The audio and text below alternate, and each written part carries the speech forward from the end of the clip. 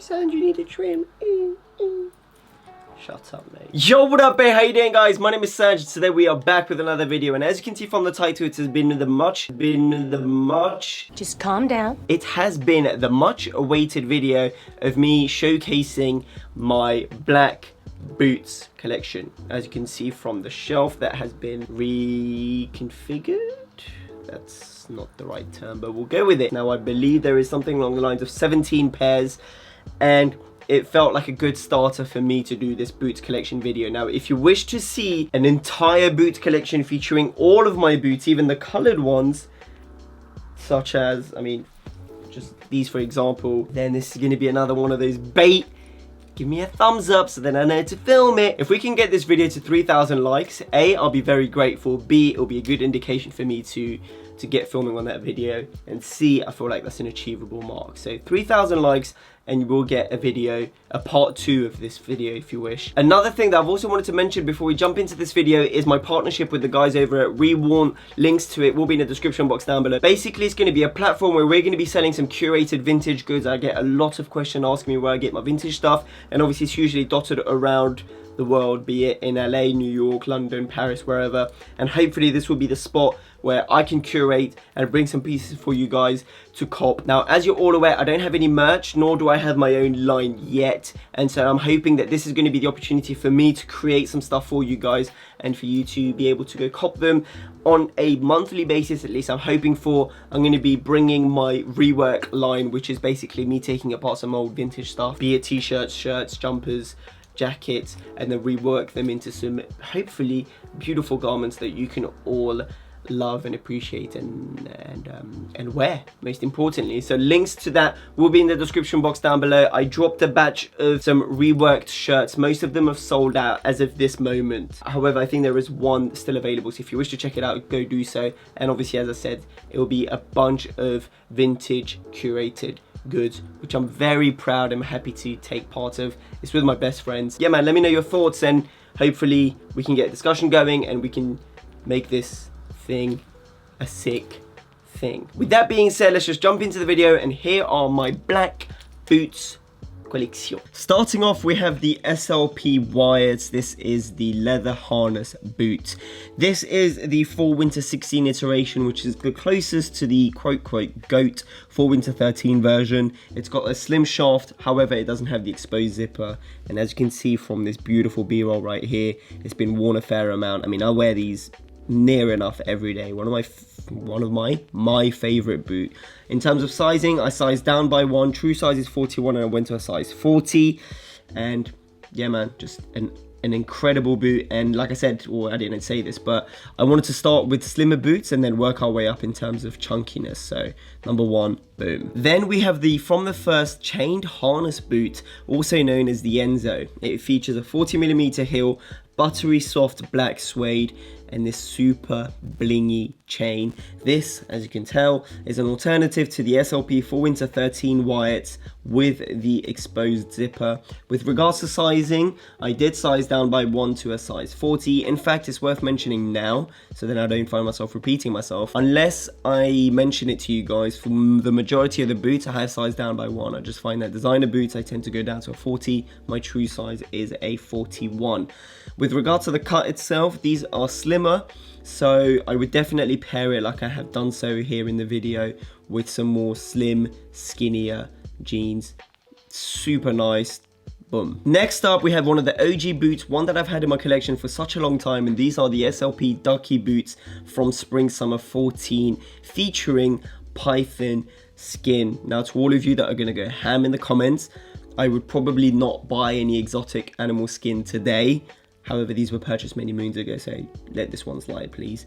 Incredible buckle detailing that can be found on both sides of the boot, as you can see right now in this crispy slow motion. This is the lower variation. There is also a high version, which I've mentioned before, and I'm on the lookout for in the normal leather, so if you have them, let me know.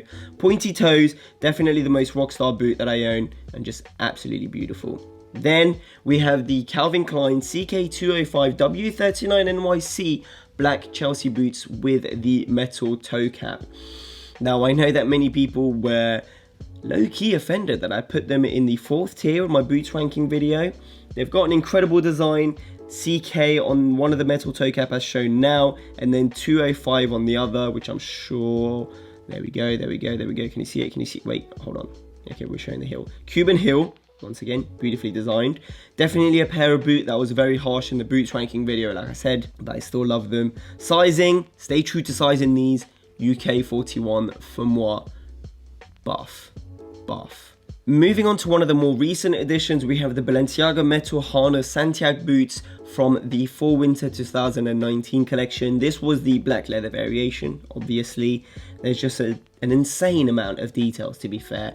The metal toe caps, the brogue detailing, the harness, the metal bits that can be found on top, and the metal bits that can be found at the back.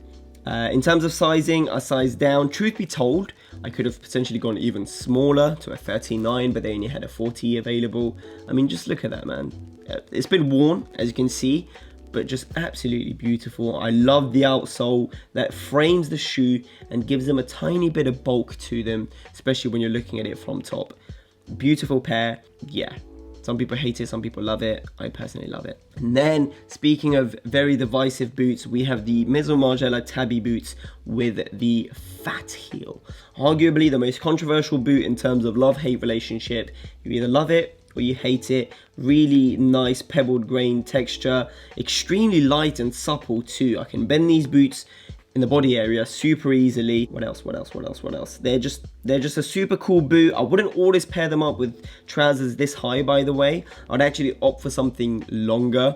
And I didn't mention it, but it features the split toe design detailing, which has been heavily inspired by Japanese design, if I recall properly. Okay, so up until this point, I had somewhat of an idea as to what I was saying, but right now I'm just gonna freestyle it and hopefully do it all in one take. Next up, we have the CCP prosthetic boots featuring the Kangoo leather.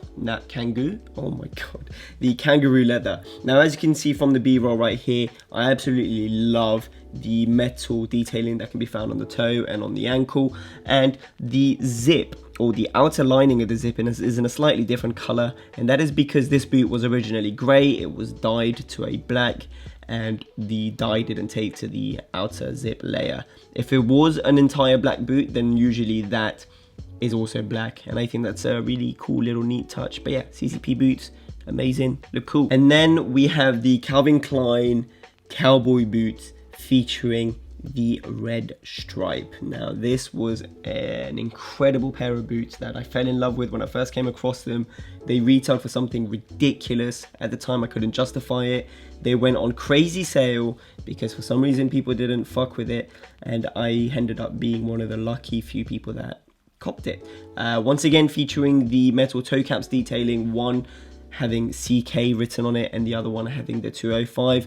Once again, featuring the same Cuban heel that can be found on the Chelsea boots. This is basically an elongated Chelsea boot, and as I've just shown right now, you can wear it with the jeans, you can wear it with the boots tucked inside the jeans as opposed to tucked under, so cool look. And finally, or not really finally, but we have the Balenciaga boots from Spring Summer 17, if I recall properly. This was Denmar's first collection, and he made a big bang with these. These boots, I don't really need to say much, just look at them. That fat platform, the fat heel, again, very divisive. I remember doing a video on these called How Far Is Too Far, where we sort of discussed what is quote appropriate, but also like where do people draw the line. Obviously it comes down to confidence and your personal preference. I think personally this is as high as I would go.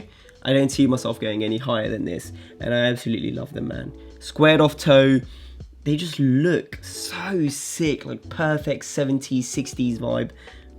Awesome. And then we have actually one of the most recent additions, or the latest addition to my boots collection, one that actually has allowed me to sell off, or is going to allow me to sell off, two other pair of boots, and I'll talk about it just now. This is the Andromeda Vitello back lace boots.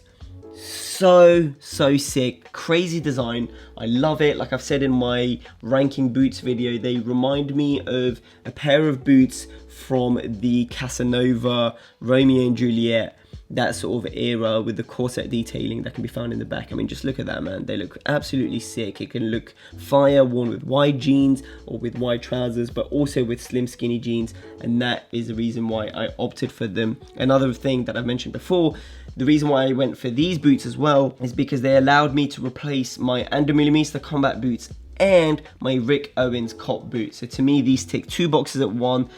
Beautiful, chunky nature of a combat boot, but without any laces at the front, so winner.